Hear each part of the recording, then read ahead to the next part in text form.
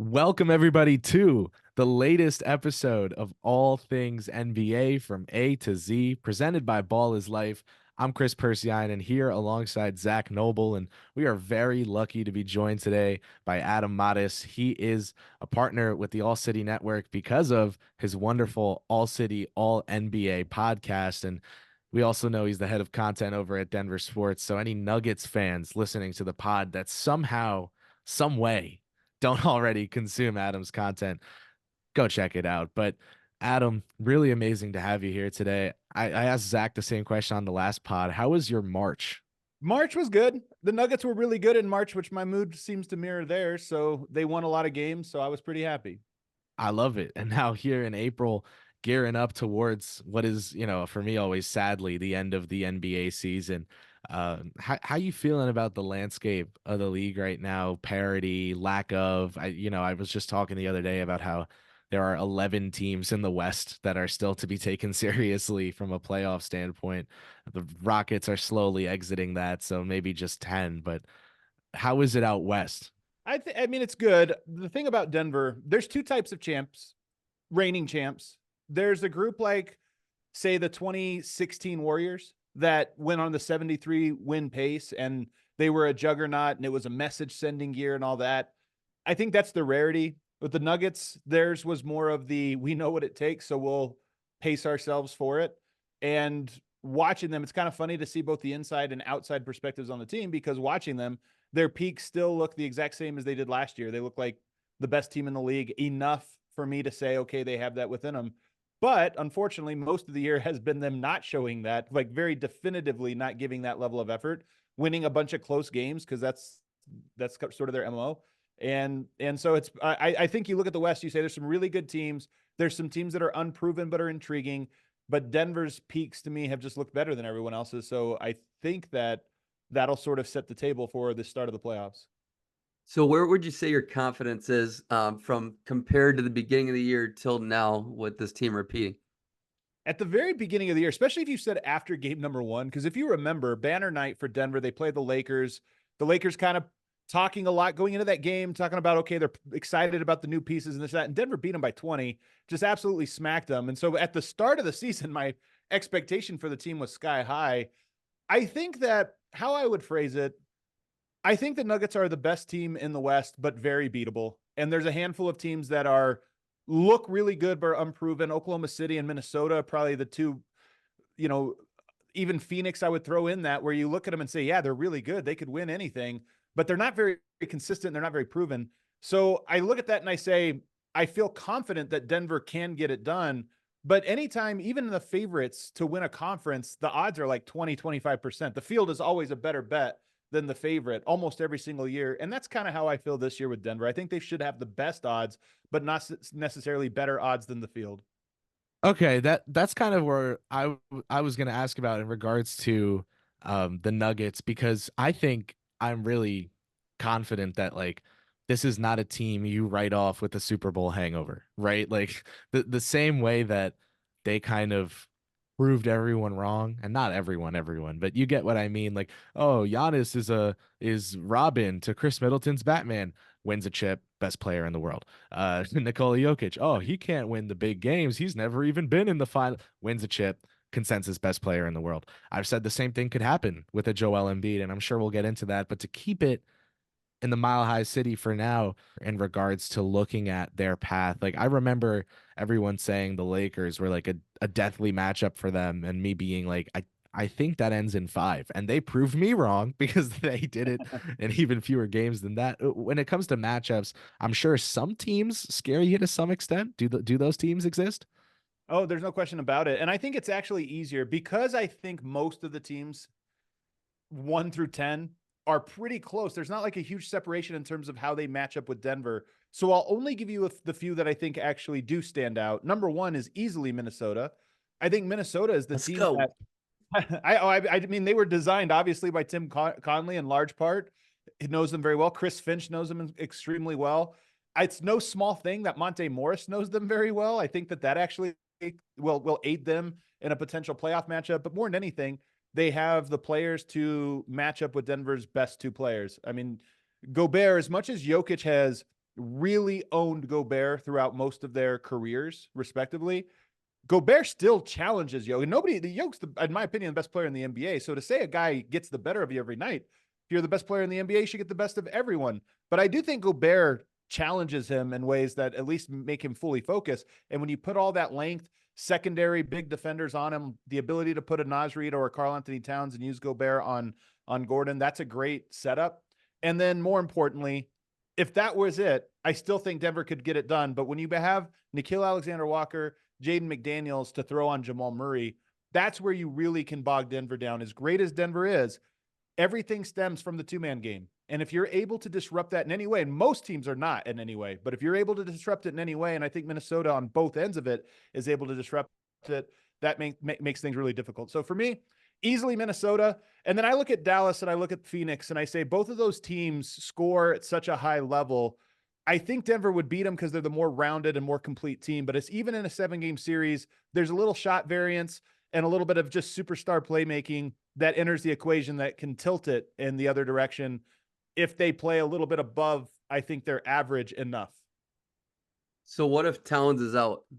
It changes things, I think, quite a bit, to be honest. In part because one of my big questions, and look, Minnesota's looked really good without Karl Anthony Towns. And I think it's actually under discussed how good they look. And I think that they might, this is going to sound crazy. You could correct me if you disagree with this, because I'm actually more interested in even your opinion on it. But I think that Minnesota is a better team without Karl Anthony Towns because there is more clarity in what they're trying to do. But I think they are a worse matchup against Denver, and they are probably more vulnerable without Karl Anthony Towns. So it's almost like they have this higher ceiling against most teams, but lower floor against everyone, and certainly a lower floor against Denver. And I think that's how I would phrase it. I would agree with the Denver matchup. Definitely. I mean, we need all the firepower we can get there, but so many people are on your side in this case, and it's very similar to the Knicks and Julius Randle situation. Kris and many Knicks people can attest to that. And I think the situations are almost dead on. I mean, especially with Bojan getting in there. But honestly, I'm always one of those guys that even when Ja was missing all those games with the Grizzlies and people were saying that Grizzlies are better without Ja. Well, look at what they did this year when Bane and Jaren Jackson Jr. were both healthy. It catches up to you. And I just think the Wolves, even though they're still scattered at times, the structure isn't pretty whatsoever. It's not pretty offense usually when everybody's peaking. I'm still taking that versus what we have without Cat. I mean, yeah, I mean, if you traded him, you'd probably get pieces that fit better, and then the succinct offense looks way better, and things maybe other guys like Jaden get a lot better. But as of right now, the way this team is constructed, I mean, I don't get how you take a talent like Cat off and think that peak, which we've seen this year, which we haven't seen it ever because they never played a full playoff game together at their peaks. And so that's why I'm dying to see it this year. I just won't believe it till I see it, when the playoffs run out. But my biggest question for you in regards to the Nuggets, I thought Murray was going to take a little bit bigger of a leap. Like, I'm just as high on the Nuggets as I was last year. I think they're the best team in the West. I'm not too worried about them losing to any team, to be honest. And even my Timberwolves, like, I'll believe it when I see it, type of thing. I just think the Nuggets at their peak is too good. But I thought Murray was going to take more of a leap this year. Jokic would take a little bit of a step back scoring wise. And then Michael Porter Jr. and Christian Brown, I thought both those guys would level up a little bit. Those would be my three guys that I thought had a lot more in the tank, but maybe they are what they are. And I want to hear from your side of it if that's your thought going forward, or you think one of them could pop off here. But yeah, I haven't been too impressed with their growth this year. Well, I'll start with Michael Porter because he's the easiest one. I actually think he's a lot better than he's been for Denver. His athleticism has been really impressive this year, relative, to the last couple. His defense has been much more impressive. His feel for the game has been more impressive. He's one of these guys who these injuries have really cut into the developmental part, especially the basketball IQ part of the game. He goes all the way through the AAU portion of his development. That's individual talent. That's scoring. That's mentality. And then you get into college and it's like, okay, we're going to learn some team concepts. You get into your rookie season. We're going to start to really feel the game. Those are the years he missed.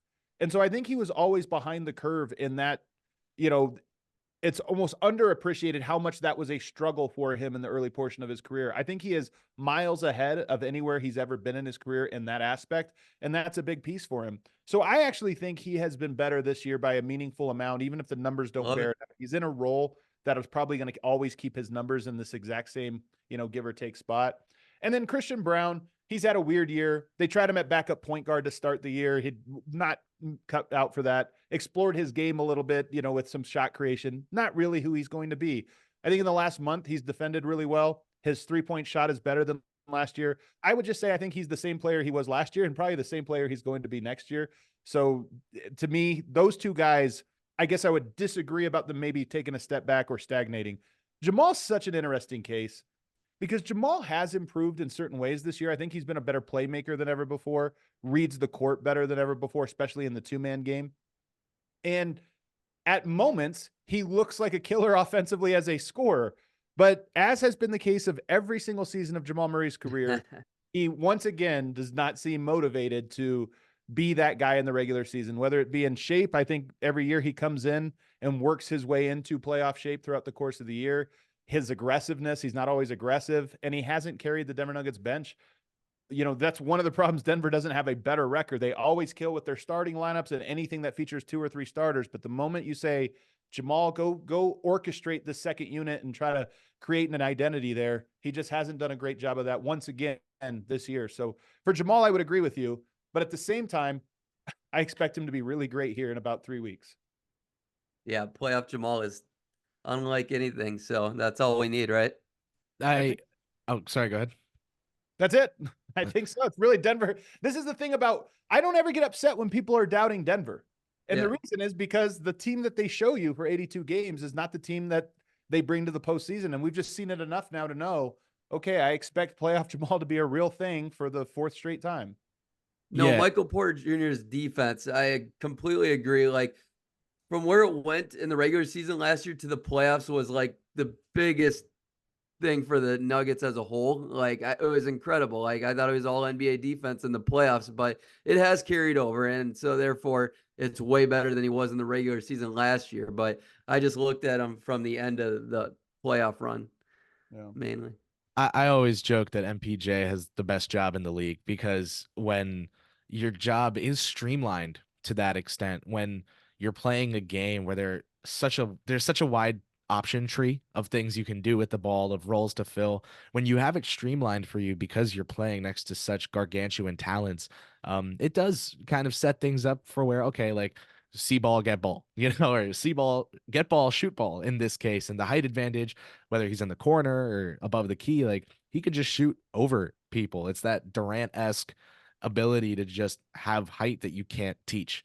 But what impresses me most about Porter Jr., and I'm someone who's come around on him a lot because of his ability to improve in this role, be a star in his role, which we know is integral to championship teams. I see him as one of the cogs of what is probably the best oiled machine in the NBA.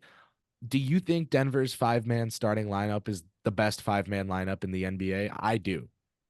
I do. I feel pretty strong about it. And there'll be some challengers this year. I mean, look, the one team I'll put to the side here is Philadelphia, just because we didn't see them enough. We didn't, I can't say that they're better than Denver because we didn't get to see it for a big enough sample size, but they had a lineup that was showing some promising numbers. But if you put all these other ones out, this is the difference with Denver. So often when Denver's 5-man lineup matches up with the other great 5-man lineups, Denver maintains the exact same rate. They look the same against everybody. They have an incredible continuity. They all feel each other. And here's how I describe the playoffs, especially after watching last year's run and like giving it a better insight into what it takes to win a title. Everything is the 2-man game, and Jokic and Murray perfectly understand every possibility that could come out of every single defensive coverage, every adjustment, every rotation. They've seen everything, and they have great chemistry.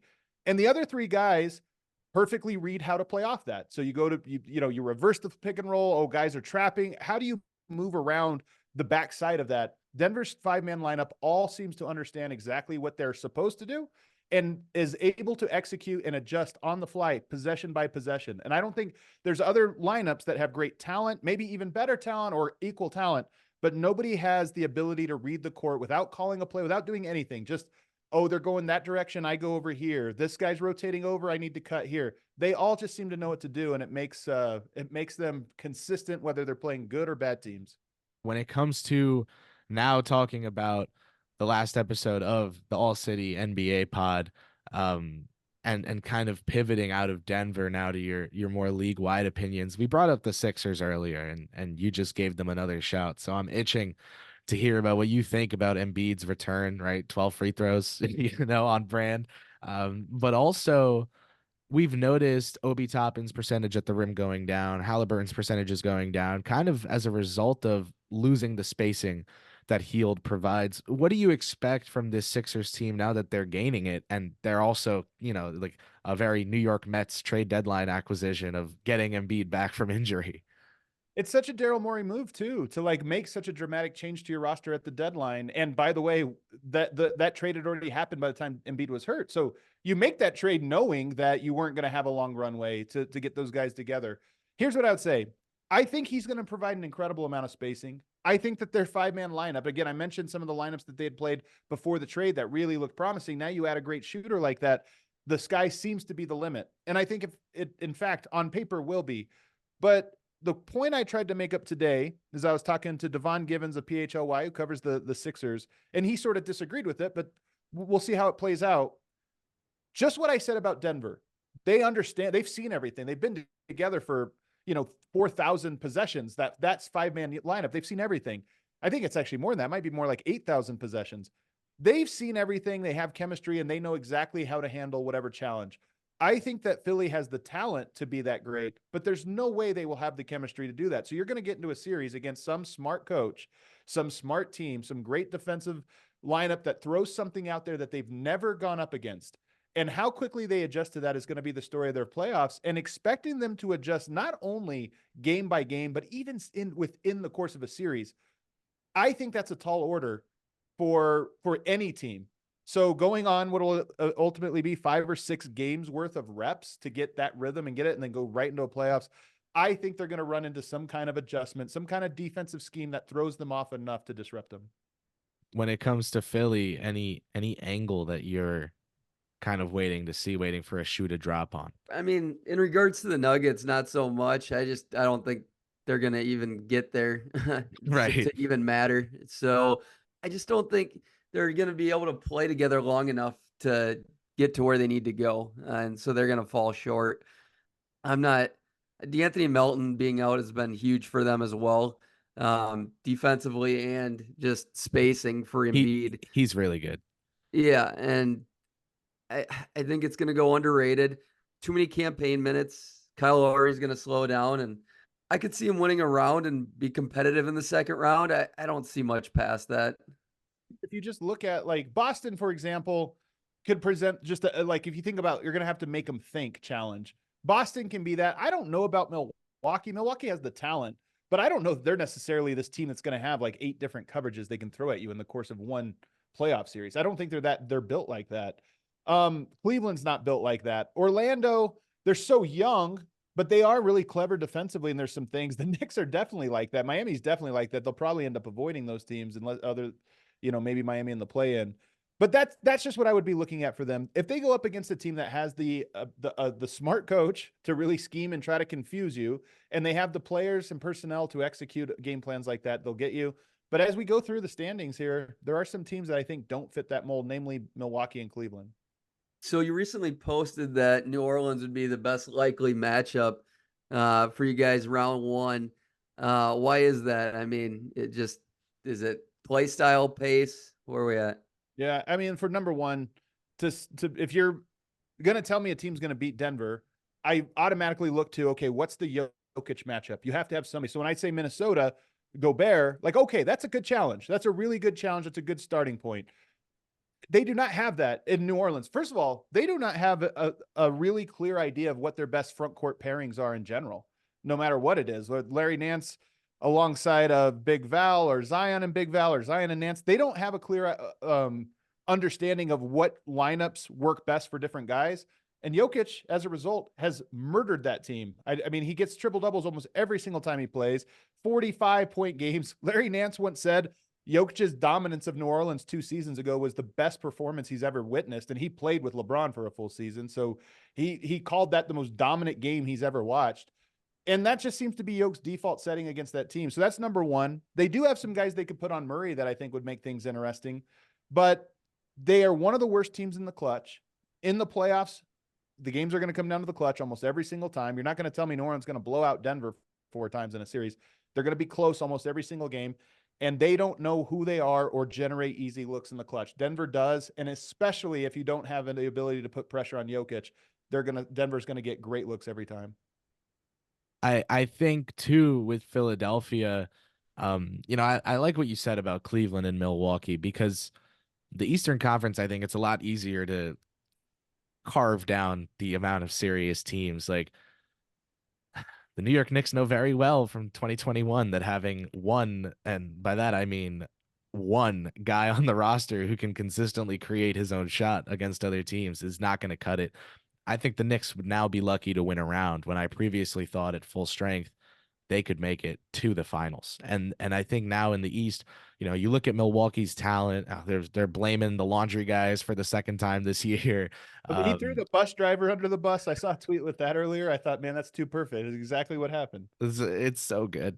It's so I've good. never heard anybody make more excuses than this guy. It gets better every game too. And the way he says it too, man. I don't know if you saw it, but it's the like, I've been watching everybody, and you're like, the observer. The observer, yeah, the looker.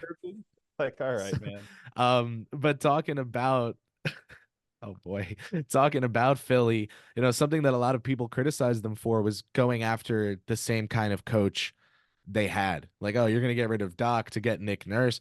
I couldn't have disagreed more, and I think Nurse has been a blessing for this squad. How do you feel about Philly? Like last year in the finals, you had Denver and Miami.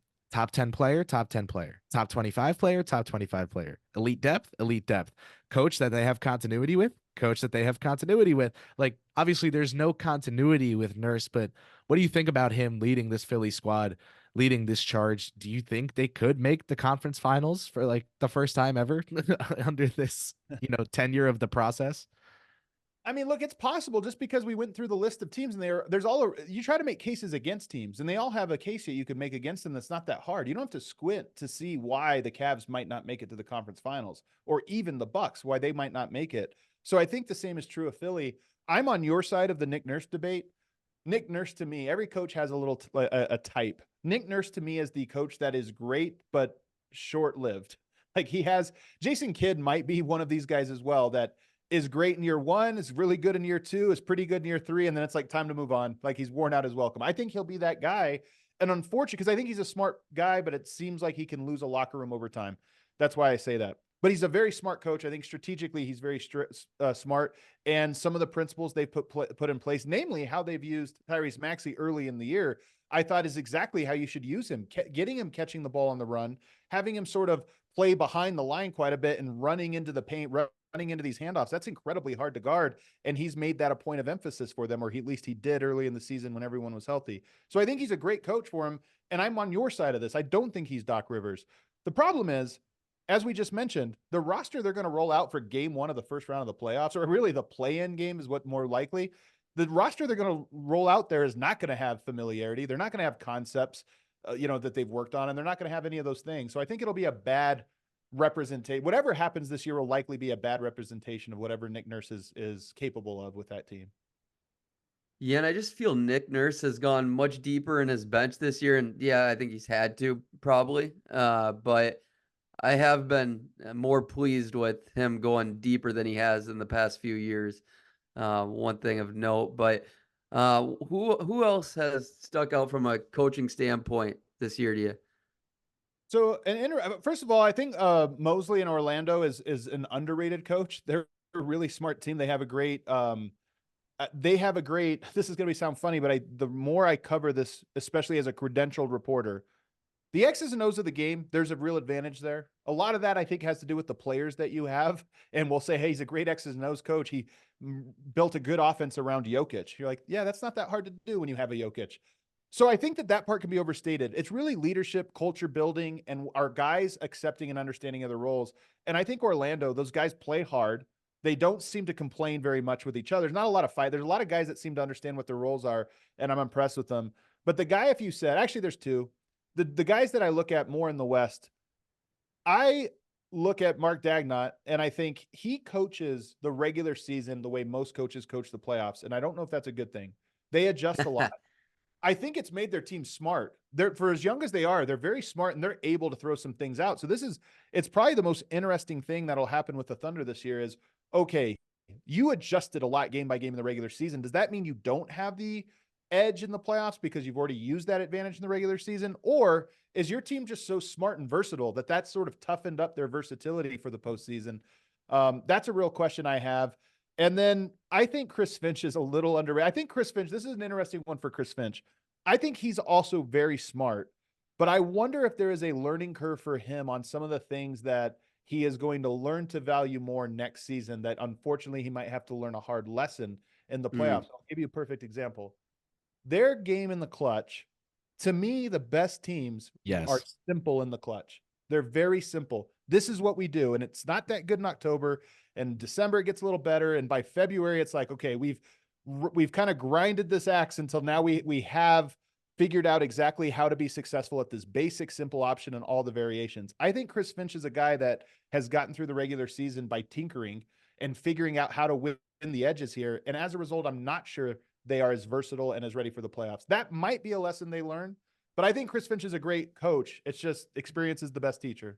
I completely agree with you. And I was just there at the Garden the other night for Shea's postgame presser. And he was talking to us, the media, about how they don't feel like a young, experienced team. And he said, maybe I'm delusional, but I feel like we're experienced. And I think he's not delusional because of what you just said, because they've already kind of been on so many teams in just 1 year. They've had so many theses in terms of what they go out there and try to accomplish. And also for Shea to have J-Dub kind of blossom way ahead of schedule. Like, I was really high on him coming out of the draft. I didn't think by year 2 he'd be able to have 30 against the Knicks defense when Shea was having an off game, thanks to Deuce McBride. Like, I just can't imagine what it's like to be Shea on a read-to-read basis, having things change so rapidly around you. Finch is someone I've liked since he was an assistant in New Orleans, because I thought the offensive coordination that was going on there was head coach level stuff. But now, to be a top level head coach level guy, you need to kind of learn via trial by fire. Like, look at the Denver Nuggets, and you'd know better than anyone the way that they had their core and then tinkered around it with different pieces. Now it's almost like the core is bigger than itself. Like, you can lose a Bruce Brown and put in a Peyton Watson and look great. It's more about the machine getting running than it is making sure that every step of the way you're putting oil and WD-40 in all the right little spots. So I think I totally agree about the adjustments. Like, the NBA has become best player, give them the ball, make a play in crunch time. You saw it the other day at that game at the Garden, where with 2 seconds left, Shea catches the ball. He's supposed to make a read. He even said after the game, he's like, I was supposed to pass that. He was like, no one's there that I can see. I'm going to turn around and shoot this fading on the baseline. Miles McBride was there. I was watching this game. I was screaming at my television the moment they walked out and matched up, as I just thought, don't put Miles McBride. He's a great defender. Don't put him on Shea. He's too small. In that moment, all Shea wants to do is fall away anyway.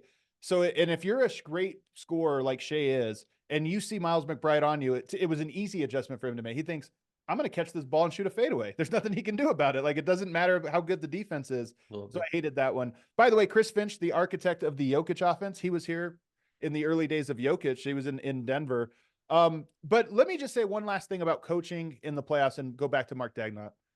I'm always, I don't want to say skeptical. I always pay attention when a team is an outlier in how they play. And you think about the 7 seconds or less Suns, and you think, okay, that really works. And then you get to the playoffs, and is it going to be as effective? And I'm not trying to reduce it. That team could have won a title. I don't want to make it sound like they couldn't have won a title. It just didn't work out for them.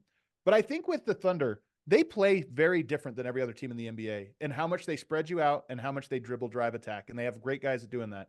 But they do it so much and nobody has really stopped it. So I'm not saying somebody will, but they've done it so much that I look at it and I go, in a playoffs, what happens if a team shuts that down? Have they shown versatility to win games without when that gets stuck in the mud? Or maybe it's just impossible to do because they built a team that you can't slow that down. I don't know, but we probably will find out. If a team is capable of doing it, I can't picture what their next go-to would be.